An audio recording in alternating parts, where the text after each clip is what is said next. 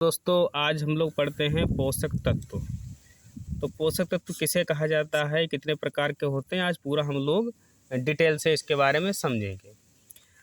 देखिए, ज़िंदगी जीने के लिए, जीवन जीने के लिए जिस भोजन का हम लोग प्रयोग करते हैं, खाने के लिए भोजन खाते हैं, तो उसमें अनेक प्रकार के तत्व होते हैं। उसी को हम लोग कहते हैं पोषक तत्व। जैसे ये थाली है, थाली में रोटी रखी होती है, ठीक है ना, सब्जी होती है। सभी लोग तो भोजन करते हैं ना ज़िंदगी जीने के लिए और स्वस्थ रहने के लिए भोजन करते हैं, तो उसमें पोषक तत्व होते हैं। तो रोटी है, तो रोटी में क्या है, कार्बोहाइड्रेट है, पूरा पढ़ेंगे हम लोग डिटेल में। सब्जी खाते हैं और इसमें कुछ मीठा पदार्थ भी रख दिया जाता है, अचार होता है, ये सब चीज़ें होती हैं, ठीक है। और संग साथ में पानी भी होता है, तो पानी भी पोषक तत्व में आता है। आपको सब चीज़ें समझाएंगे डिटेल में।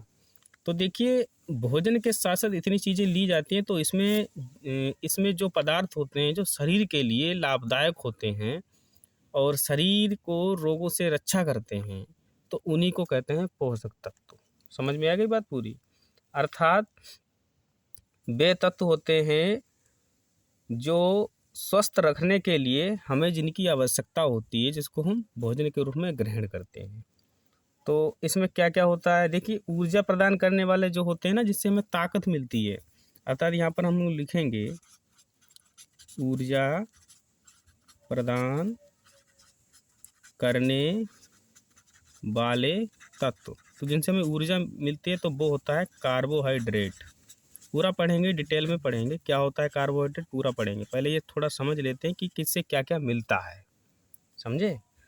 और शरीर का निर्माण कौन करता है, शरीर का निर्माण, तो शरीर का निर्माण कौन करता है, आपको याद रखना है, प्रोटीन करती है और जल करता है।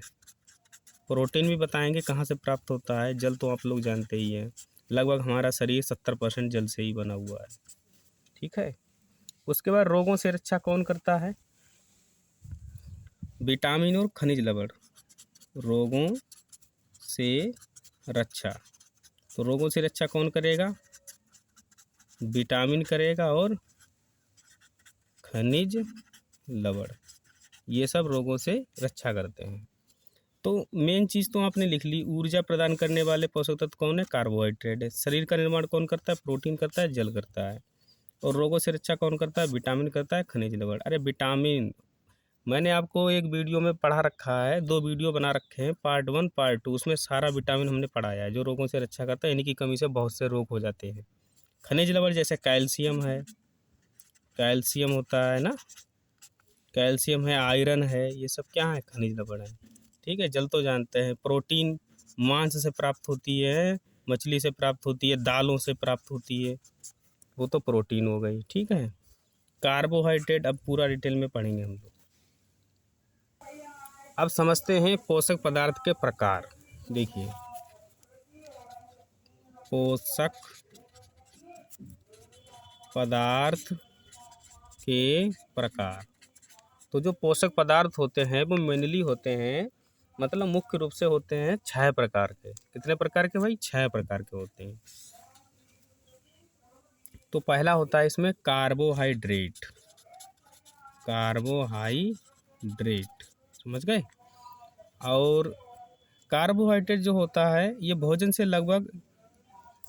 लगभग हमें लगता है कि 55 से 60% प्राप्त होता है, क्योंकि सबसे ज़्यादा कार्बोहाइड्रेट ही भोजन में होता है, ध्यान रखना इस बात का। और दूसरा है पोषक तत्व वसा। वसा का मतलब तेल हो जाएगा ना, चिकने पदार्थ, तेल, घी, ये सब होते हैं। और तीसरा हो जाएगा प्रोटीन। प्रोटीन के बारे में बता चुके हैं, कहाँ से प्राप्त होगी, दाल वगैरह, मांस वगैरह, ये सब प्राप्त होती है।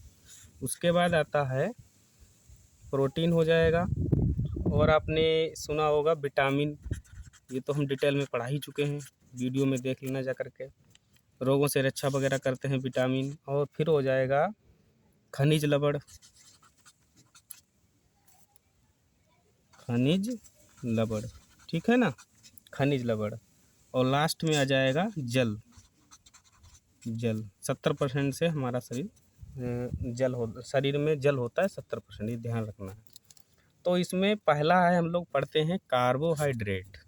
विटामिन पढ़ा ही चुके हैं, और बाकी बचे हुए एक एक करके हम लोग सब पढ़ेंगे। तो पहला है कार्बोहाइड्रेट, इसके बारे में पढ़ते हैं। कार्बोहाइड्रेट, देखिए कार्बो का मतलब कार्बन, कार्बन, ठीक है ना। हाई का मतलब हाइड्रोजन, हाइड्रोजन, ध्यान रखना इस बात का। एट का मतलब हो जाएगा ऑक्सीजन, ऑक्सीजन, अर्थात जिसमें कार्बन हो, कार्बन का प्रतीक क्या है सी, हाइड्रोजन हो, जिसमें हाइड्रोजन हो, ऑक्सीजन हो, तो जिसमें ये सब चीज़ें पाई जाती हैं उसी को कहते हैं कार्बोहाइड्रेट। इसका अनुपात पूछ लेता है कभी कभी किसी, ओ ऑक्सीजन का फार्मूला ओ होता है किसी किसी एग्जाम में, तो कार्बन होता है इसमें एक, और इसका हाइड्रोजन दो, और ऑक्सीजन का एक, तो इसका 1:2:1 कार्बोहाइड्रेट का अनुपात होता है, ठीक है ना। मतलब इसके रूप में अगर ये तत्व इस अनुपात में पाए जाते हैं वो सब क्या होंगे, कार्बोहाइड्रेट कहलाते हैं। अब समझते हैं ये क्या करते हैं, कहाँ पाए जाते हैं, किस किस में होते हैं। अब जो कार्बोहाइड्रेट है इसका मुख्य कार्य होता है शरीर को ऊर्जा प्रदान करना। ये इनका कार्य क्या है भाई, शरीर को ऊर्जा प्रदान करना, ये शरीर में ऊर्जा देते हैं, ये ध्यान रखना है आपको, ठीक है। दूसरी बात यह है कि 1 ग्राम कार्बोहाइड्रेट द्वारा लगभग एक, यहाँ पर लिख लेते हैं, ये क्वेश्चन आ जाता है पेपर में, 1 ग्राम कार्बोहाइड्रेट, कार्बोहाइड्रेट द्वारा, ध्यान रखना है आप लोगों को, ठीक है। 1 ग्राम कार्बोहाइड्रेट द्वारा 4.2 किलो कैलोरी, कैलोरी ऊर्जा प्राप्त होती है, ऊर्जा प्राप्त होती है, ध्यान रखना है आपको। 1 ग्राम कार्बोहाइड्रेट में कितने किलो कैलोरी ऊर्जा प्राप्त होगी, 4.2, ठीक है। अब आगे बढ़ते हैं, कार्बोहाइड्रेट कहाँ पाया जाता है, वो किस किस में पाया जाता है उसके बारे में पढ़ते हैं।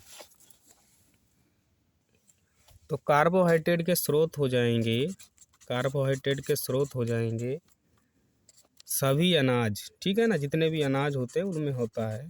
दूसरी बात यह है जैसे कि गेहूँ, ठीक है, जौ, मक्का, चावल, आलू, शहद, आलू, शहद, ठीक है, ये ध्यान रखना है आपको। और मिठाई सुना है ना, गुड़, जो गन्ने से प्राप्त होती है, और गन्ना तो हो ही जाएगा फिलहाल, ठीक है। तो इन सभी में क्या पाया जाता है भाई, कार्बोहाइड्रेट पाया जाता है। अब समझते हैं कार्बोहाइड्रेट के प्रकार, कार्बोहाइड्रेट के भी टाइप होते हैं अलग अलग, उसके बारे में पढ़ते हैं। देखिए कार्बोहाइड्रेट के प्रकार इस इधर पढ़ लेते हैं। कार्बोहाइड्रेट होते हैं 3 प्रकार के, एक होता है मोनोसेकेराइड, एक होता है डाइसेकेराइड, एक होता है पॉलीसेकेराइड। समझ गए, कार्बोहाइड्रेट कितने प्रकार के, 3 प्रकार के, मोनो, डाई और पॉलीसेकेराइड। अब समझते हैं कि इसमें मोनो कौन होता है, डाई कौन सा होता है, और पॉली कौन सा होता है। तो सबसे पहले मोनो को समझ लेते हैं।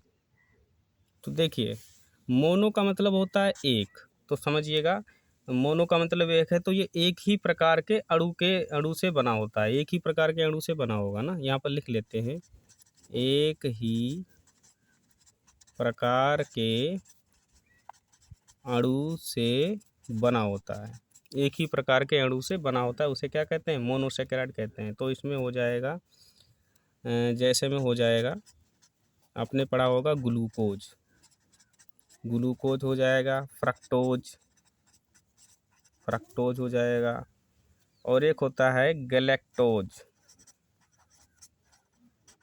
गैलेक्टोज हो जाएगा, ठीक है ना। तो ये 3 प्रकार के मोनोसेकेराइड होते हैं, ग्लूकोज, फ्रक्टोज, गैलेक्टोज। तो इसमें कुछ जानकारी और समझ लेते हैं। तो ये मोनोसेकेराइड होता है, यह तुरंत ऊर्जा प्रदान करते हैं, समझ गए, और ये सबसे सरल कार्बोहाइड्रेट होते हैं, सबसे सरल, सरल, सॉरी, सरल कार्बोहाइड्रेट होते हैं, ध्यान रखना है आपको, ठीक है। अब ग्लूकोज, तो अब थोड़ा ग्लूकोज के बारे में समझते हैं। तो देखिए ग्लूकोज जो होता है इसका फार्मूला C6H12O6 होता है, ठीक है, ये ध्यान रखना है आपको। अब इसको कभी भी किसी को मूर्छा आ जाती है तो ग्लूकोज दिया जाता है तो ये तुरंत एनर्जी दे देता है, तुरंत ऊर्जा प्रदान करता है, तुरंत ऊर्जा प्रदान करता है, ये आपको ध्यान रखना है। तुरंत ऊर्जा प्रदान कौन करता है? ग्लूकोज करता है, ठीक है।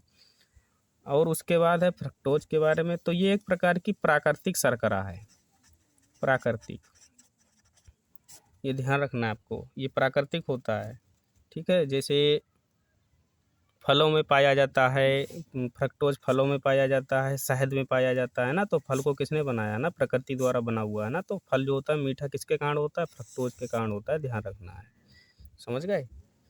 उसके बाद गलैक्टोज, तो गलैक्टोज जो होता है ये दूध में पाया जाता है, कहाँ पाया जाता है? दूध में, ठीक है। दूध है, मक्खन है, दूध है, मक्खन है, और दूध, मक्खन, आइसक्रीम वगैरह में ये गलैक्टोज पाया जाता है, दही वगैरह में भी पाया जाता है। तो मोनोसैकेराइड कितने प्रकार के होते हैं? 3 प्रकार के, ग्लूकोज, फ्रक्टोज, गलैक्टोज। ये एक प्रकार का इसमें एक ही अणु होता है, एक ही अणु से बना होते हैं, ये सबसे सरल शर्करा होती है। और ग्लूकोज जो होता है ये तुरंत ऊर्जा प्रदान करता है। और प्राकृतिक फ्रक्टोज होता है, मतलब प्रकृति ने बनाया है। फल मीठे क्यों होते हैं? फ्रक्टोज के कारण होते हैं। गलैक्टोज कहाँ पाया जाता है? दूध में पाया जाता है। अब हम लोग पढ़ते हैं डाइसैकेराइड। देखिए डाइसैकेराइड का मतलब है कि जब दो मोनोसैकेराइड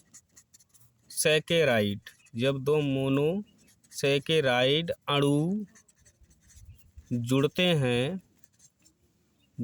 हैं तब एक डाइसैकेराइड अणु का निर्माण होता है, अणु का निर्माण होता है, ये ध्यान रखना है आपको।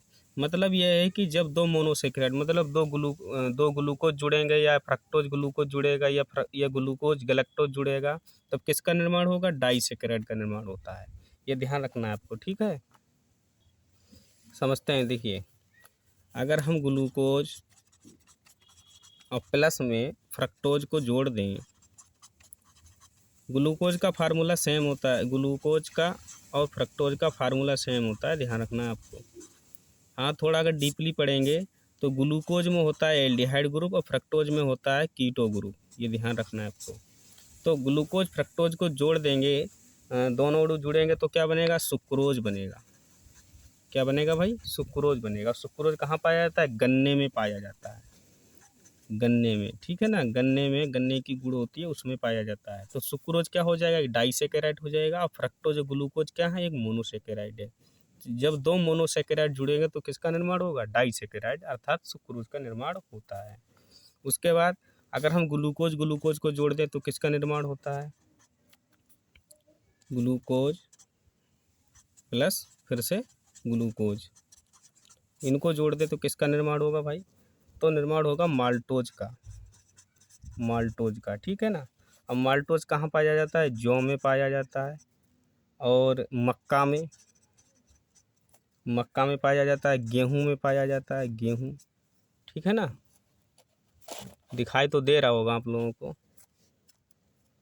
और अनाज में, कुल मिला के जो खाने में मिठास आती है, जिनमें जो मीठे लगते हैं, वो सब कैसे हो जाते हैं? माल्टोज हो जाते हैं, ठीक है। अनाज वाले नहीं, मीठे होते हैं।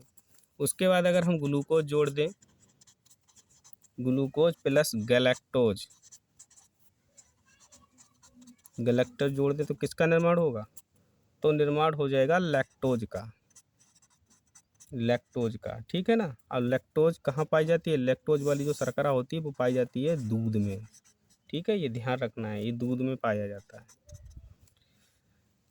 चलो ये तो हो गया। तो ये हो गया डाइसैकेराइड, ठीक है। हाँ, जो शर्करा होती है वो गन्ने में पाई जाती है, गन्ने में। शर्करा एक डाइसैकेराइड है, ध्यान रखना है, ठीक है। उसके बाद आता है पॉलीसैकेराइड।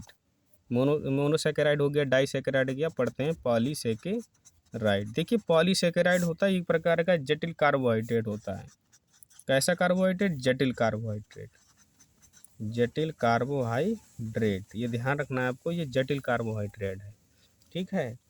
और यह इसके उदाहरण के तौर पर बात करें तो ये हो जाएगा स्टार्च। अब स्टार्च कहाँ मिलेगा भाई? चावल में मिलेगा, ठीक है, आलू में मिलेगा, ये सब इनमें पाया जाता है। आलू है इसमें पाया जाता है। उसके बाद आपने एक शब्द सुना होगा काइटिन। काइटिन, काइटिन जो होता है कवक होता है ना, कवक, जैसे कुकुरमुत्ता वगैरह ऐसे पौधे होते हैं जिनमें क्लोरोफिल नहीं होता है, सफ़ेद होते हैं। तो कवक एक प्रकार का ऐसा पौधा होता है जिसमें क्लोरोफिल नहीं पाया जाता है। तो कवक की जो भित्ति होती है वो काइटिन से बनी होती है। और काइटिन एक प्रकार का क्या है? पॉलीसेकेराइड है। काइटिन क्या है? पॉलीसेकेराइड। कवक अरे इस टाइप का होता है, वो ऐसे करके कवक होता है। तो उसकी जो भित्ति होती है वो काइटिन की बनी होती है। काइटिन एक प्रकार का पॉलीसेकेराइड है। तो ये हो गया पॉलीसेकेराइड। पॉलीसेकेराइड में मोनोसेकेराइड के अनेक अणु होते हैं। मोनोसेकेराइड के कितने होंगे? अनेक होंगे। मोनोसेकेराइड के अनेक अणु होंगे, ध्यान रखना है। जैसे ग्लूकोज ना, बहुत से ग्लूकोज मिलाओगे तब जा करके पॉलीसेकेराइड का निर्माण होता है। तो पोषक तत्व के बारे में इतना पड़ गया है।